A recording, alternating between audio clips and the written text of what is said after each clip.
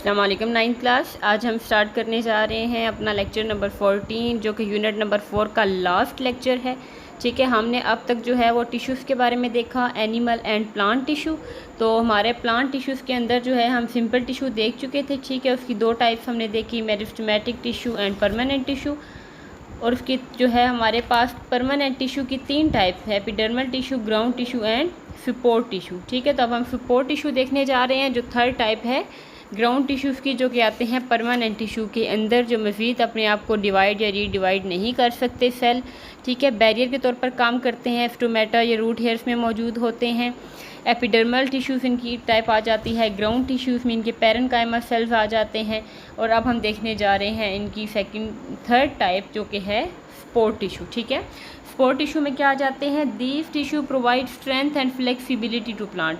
ये क्या करते हैं, ये टिश्यूज़ प्लांट को लचक देते हैं। ठीक है, they are further of two types, collenchyma tissue, they are found in cortex beneath epidermis. Cortex वो रीजन होता है हमारे पास जो कि वस्कुलर बंडल, जाइलम और फ्लोएम जो है वो मिलके वस्कुलर बंडल बनाते हैं। ठीक है, और एपिडर्मिस होती है आउटसाइड लेयर। ठीक है, जो बाहर की लेयर होती है, आउटर लेयर, उसको एपिडर्मिस कहते हैं। कॉर्टेक्स हमारे पास वो रीजन होता है किसी भी स्टेम या लीव के अंदर जो कि एपिडर्मिस और वस्कुलर बंडल के बीच में मौजूद होता है। ठीक है, और young stem and in the mid rib, mid rib में इनकी जो पत्ते होते हैं लीव, उनके दरमियान में एक बड़ी सी वेन होती है। ठीक है, उसे मिड रिब कहा जाता है।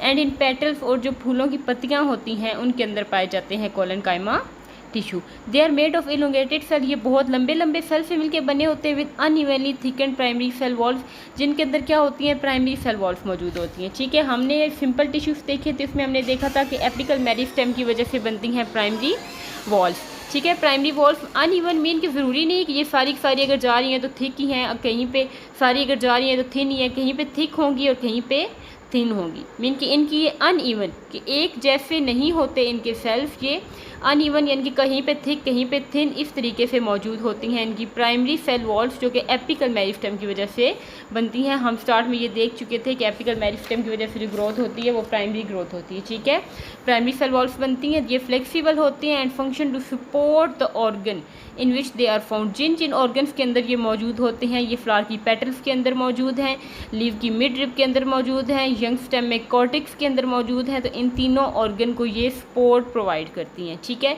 ये फंक्शन आ जाता है कोलेनकाइमा टिश्यू का। हमने पैरेन्काइमा देखा, उसके बाद हमने देखा कोलेनकाइमा टिश्यू।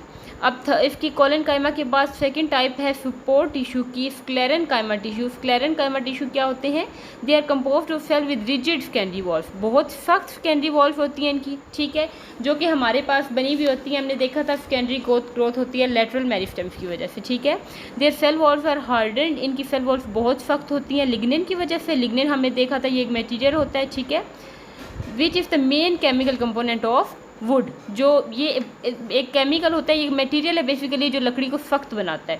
और जो मिच्योर स्क्लेरेनकाइमा सेल्स होते हैं कैन नॉट इलोंगेट, वो लंबे नहीं होते, and most of them are dead, और उनमें से बहुत ज़्यादा जो है वो डेड होते हैं, क्योंकि प्लांट की जो सेल वॉल है वो वैसे भी डेड है। ये बात आपको पहले ही हमने जब सेल के बारे में देखा था तो हमने ये देखा था कि सेल वॉल जो प्लांट्स की है, क्योंकि एनिमल के अंदर तो सेल वॉल होती ही नहीं है, तो प्लांट के अंदर जब सेल वॉल है तो वो डेड है। ठीक है, क्योंकि वो टर्गर प्रेशर को ईज़िली बर्दाश्त कर सकती है। जो टर्गर प्रेशर हम पीछे देख के आए हैं, उस प्रेशर को ईज़िली, वाटर के प्रेशर को वो जो है वो एब्जॉर्ब कर लेती है, उसको बर्दाश्त कर लेती है। ठीक है, तो ये हमारे पास थे सपोर्ट टिश्यू। हमने प्लांट टिश्यू में दो बड़े ग्रुप देखे, simple tissue and permanent tissue. Simple meristematic tissue देखे और परमानेंट टिश्यू के अंदर हमने एपिडर्मल टिश्यू देखे। ठीक है, इसके अलावा ग्राउंड टिश्यू देखे, सपोर्ट टिश्यू देखे, और सपोर्ट टिश्यू की दो और टाइप्स देखी, कोलेनकाइमा एंड स्क्लेरेनकाइमा। ठीक है, और अब दो मेजर ग्रुप जो हमारे पास प्लांट टिश्यू के थे, सिंपल एंड कंपाउंड। यहाँ सपोर्ट टिश्यू में हमारे सिंपल टिश्यूज़ कंप्लीट हो चुके हैं। अब हमारे पास आते हैं कंपाउंड, कम्प्लेक्स टिश्यूज़। ठीक है, कंपाउंड और कम्प्लेक्स टिश्यूज़ में भी हमारे पास दो टाइप हैं, जाइलम एंड फ्लोएम, जिनका नाम आप किसी न किसी जगह पर ज़रूर सुन के आए होंगे। A plant tissue composed of more than one type of cell is called compound और complex tissue। ठीक है, वैसे तो जब एक टाइप के सेल मिलके एक जैसा फंक्शन परफॉर्म करते हैं तो वो चीफ टिश्यू कहलाती है, लेकिन ऐसे प्लांट टिश्यू जिसमें एक से ज़्यादा टाइप के सेल मौजूद हों उसे हम क्या कहते हैं, कंपाउंड या complex tissue. Xylem and phloem tissue जो कि वस्कुलर प्लांट्स में, यानी कि वो प्लांट जो वाटर को भी इजीली कंडक्ट कर सकते हैं और फूड को भी कंडक्ट कर सकते हैं। ठीक है, उनको वस्कुलर प्लांट्स कहा जाता है। अब पहला देखें तो xylem tissue. Xylem tissue is responsible for the transport of water and dissolve substances from root to the aerial, यानी कि ऊपर वाले हिस्से, प्लांट के जितने भी ऊपर वाले हिस्से हैं, ब्रांचेस, लीव, वहाँ तक पानी और मिनरल्स को लेकर जाना किसका काम है? जाइलम टिश्यू का। Due to presence of lignin, इनकी लिग्निन की वजह से जो सेकेंडरी वॉल्स हैं इसकी सेल्स की, वो बहुत मोटी और बहुत सख्त होती हैं, ठीक है। इस वजह से जो जाइलम टिश्यू है क्या करता है? प्लांट को सपोर्ट भी प्रोवाइड करता है, पौधे को गिरने नहीं देता, ठीक है, उसको मजबूत बनाता है। दो टाइप की सेल्स जो है वो जाइलम टिश्यू के अंदर मौजूद है, जैसे कि हम ऊपर देख चुके हैं कि जब दो डिफरेंट टाइप के सेल्स आ जाते हैं तो वो कंपाउंड टिश्यू कहलाता है। इसमें वेसल एलिमेंट्स और ट्रैकीड्स आ जाती हैं, ठीक है। वेसल एलिमेंट्स जो हैं ये सेल्स जी क्या होते हैं, इनकी सेल वॉल्स हैं वो थिक होती हैं और दे लैक एंड वॉल्व, और इनके बाहर जो कोने हैं इनके वहाँ पे वॉल्व मौजूद नहीं होती और ये सारी जुड़ के एक झुंड बना लेती हैं, ठीक है। Join together to form a long tube, ये नीचे से तो सेपरेट होती हैं अपनी वॉल्व की वजह से, लेकिन ऊपर कोने पे इनकी वॉल्व मौजूद नहीं होती, इस वजह से ये सारी जुड़ जाती हैं और एक लॉन्ग ट्यूब बना देती हैं। और ट्रैकीड्स और सिलेंडर सेल, और ट्रैकीड्स क्या होते हैं? ये भी अकेले अकेले सेल्फ होते हैं विद ओवरलैपिंग एंड्स के, इनके भी एंड्स जो हैं वो आपस में जुड़े हुए होते हैं, ठीक है। तो ये हमारे पास आ जाता है जाइलम टिश्यू जो वाटर को कंडक्ट करता है, और दो इसकी मेन टाइप्स हैं आगे। फर्दर इसकी वेसल एलिमेंट्स एंड ट्रैकीड्स, ठीक है। वेसल एलिमेंट्स में सेकेंडरी थिक वॉल्स मौजूद होती हैं, लेकिन इसके कोने जो हैं उन पे वॉल्स नहीं होती, तो वो जुड़ी हुई होती हैं और लॉन्ग ट्यूब्स बनाती हैं।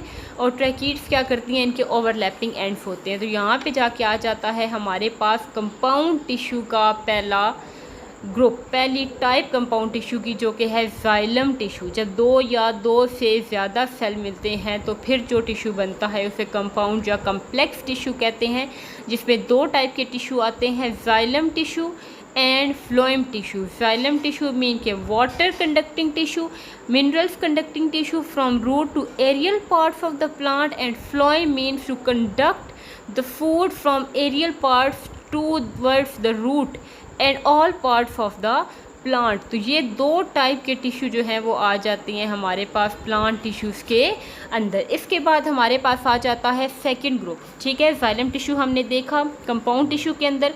इसके बाद सेकंड टाइप जो इसकी आ जाती है वो आती है फ्लोएम, क्योंकि पानी फैरी पता है मिनरल्स और वाटर जब ऊपर जा रहा है तो फूड ने भी तो पहुँचना है पौधे तक। अब देखें तो ये हमारे पास वैसे एक डायग्राम है जो कि आपको दिखाई गई है। वैसे एलिमेंट्स आप देखें तो ये क्या होते हैं? लॉन्ग ट्यूब्स बनाती है हमारे पास, ठीक है। और इनके जो कॉर्नर्स होते हैं वहाँ पर सेल वॉल्स मौजूद नहीं होती। ये आपको ट्रैकीड्स नज़र आ रहा है, ये ओवरलैपिंग जो है सारे इनकी जो सेल्स हैं वो जुड़े हुए होते हैं। और ये वेसल एलिमेंट्स और ट्रैकीड्स की डायग्राम्स आपको दिखाई गई हैं इस डायग्राम के अंदर। ये जाइलम टिश्यू के दो पार्ट हैं, वेसल एलिमेंट्स एंड ट्रैकीड्स, जो कि अपना फंक्शन परफॉर्म कर रहे होते हैं, ठीक है। एक के पास सेकेंडरी थिक वॉल्व होती हैं लेकिन कोनों पे जाके नहीं होती, और दूसरे क्या होते हैं कि ओवरलैप कर रहे होते हैं उनके एंड्स। अब जाके हम देखते हैं कि फ्लोएम टिश्यू क्या होता है, फ्लोएम टिश्यू किस तरीके से काम कर सकता है। Phloem tissue is responsible for the conduction of dissolve organic matter, mean के फूड, ग्लूकोज, ठीक है। क्योंकि आपको पता है कि प्लांट ने फोटोसिंथेसिस करनी होती है, उस रिजल्ट में जो ग्लूकोज बनती है वो ग्लूकोज, वो एनर्जी, वो फूड, वो पूरे प्लांट को चाहिए होती है। प्लांट ने उसको यूटिलाइज करना होता है, ब्रांचेस ने, लीव्स ने, स्टेम ने, रूट ने, इन रूट हेयर्स ने, इन सब चीज़ों ने जो है, इन सब पार्ट्स ने फूड को इस्तेमाल करना होता है, ठीक है। तो उसको इस्तेमाल करने के लिए फिर फूड का ट्रांसपोर्ट भी ज़रूरी है, तो वो ट्रांसपोर्ट जिस टिश्यू के ज़रिए होती है उसे फ्लोएम टिश्यू कहा जाता है। Phloem tissue contain sieve tube cell, जैसे पीछे आपने देखे थे वेसल एलिमेंट्स एंड ट्रैकीड्स। इसी तरह फ्लोएम टिश्यू के भी दो मेन पार्ट्स हैं, sieve tube cells and companion mean साथी, ठीक है। सीव ट्यूब सेल्स में आ जाता है आर लॉन्ग, ये लंबे होते हैं, and their end wall have small pores, और इनकी जो एंड्स होते हैं, ठीक है, वहाँ पे छोटे छोटे से फ्रॉक मौजूद होते हैं, ठीक है। और many sieve tube cells join, और बहुत सारे सीव ट्यूब सेल्स मिलते हैं तो एक लॉन्ग सीव ट्यूब बन जाती है। जैसे कि हमने पीछे देखा था कि बहुत सारे वेसल एलिमेंट्स मिलते हैं तो उनके बाद एक लॉन्ग ट्यूब बनती है। इसी तरह बहुत सारे सीव ट्यूब सेल्स मिलते हैं तो हमारे पास एक लॉन्ग सीव ट्यूब बन जाती है, ठीक है। फिर आता है कंपेनियन सेल, साथी सेल। ये क्या करते हैं? प्रोटीन्स बनाते हैं सीव ट्यूब सेल्स के लिए, प्रोटीन बनाते हैं ताकि वो मज़ीद ग्लूकोज लेके पूरे प्लांट के अंदर सर्कुलेट कर सके। तो बेटा इस पूरे यूनिट के अंदर हमने सेल के बारे में देखा कि हम सेल को कैसे स्टडी कर सकते हैं, माइक्रोस्कोप के बारे में हमने देखा, ठीक है। फिर हमने सेल बना कैसे, उसकी फॉर्मूलेशन, उसकी हिस्ट्री देखी। फिर हमने सेल के बारे में देखा कि सेल थ्योरी क्या थी। फिर हमने डिफरेंट ऑर्गेनेलिस के बारे में देखा जिसके अंदर सेल वॉल, सेल मेम्ब्रेन आपने देखी। फिर आपने ये पार्ट्स देखे, फिर आपने साइटोप्लाज्म देखा, साइटोस्केलेटन देखा, फिर आपने ऑर्गेनेलिस देखे जिसके अंदर जो है वो आपने न्यूक्लियस के बारे में स्टडी की, प्लास्टिड के बारे में आपने स्टडी की, राइबोसोम्स के बारे में देखा, mitochondria, endoplasmic reticulum, Golgi apparatus, lysosome, centrioles, vacuole. फिर हमने डिफरेंस देखा प्रोकैरियोटिक एंड यूकैरियोटिक सेल्स का, रिलेशनशिप देखा सेल का स्ट्रक्चर और फंक्शन का। फिर हमने इसका surface area to volume ratio देखी। फिर हमने देखा कि अगर मटेरियल सेल अपने अंदर लेकर जाता है तो वो किस तरह मूव करवा सकता है अपनी बॉडी के अंदर इन एंड आउट, उसमें हमने बहुत सारी कंडीशंस देखी, ठीक है। फिर हमने एनिमल टिश्यूज़ देखे, तो 4 टिश्यूज़ में हमने देखे epithelial, connective, muscle tissue and nervous tissue, ठीक है। फिर हमने प्लांट में बात की तो 2 मेन ग्रुप देखे, सिंपल एंड कंपाउंड। सिंपल में हमने 2 ग्रुप्स देखे, मेरिस्टेमेटिक एंड परमानेंट। मेरिस्टेमेटिक की भी 2 टाइप्स देखी, परमानेंट की भी आगे से 3 टाइप्स देखी, फिर सपोर्ट टिश्यू की भी आगे से 2 टाइप देखी। देन कंपाउंड की तरफ हम आए तो उसकी भी हमने 2 टाइप्स देखी। तो ये सारे के सारे मिल के आपका पूरा 4th unit cell and tissues का जो यूनिट था आपका, ये पूरा 4th यूनिट का सेक्शन हमारा कंप्लीट हो चुका है सेल बायोलॉजी का, ठीक है। इस सेक्शन के अंदर हम 1 यूनिट पढ़ चुके हैं, बाकी हम यूनिट आगे नेक्स्ट लेक्चर्स में पढ़ते जाएंगे। Thank you so much.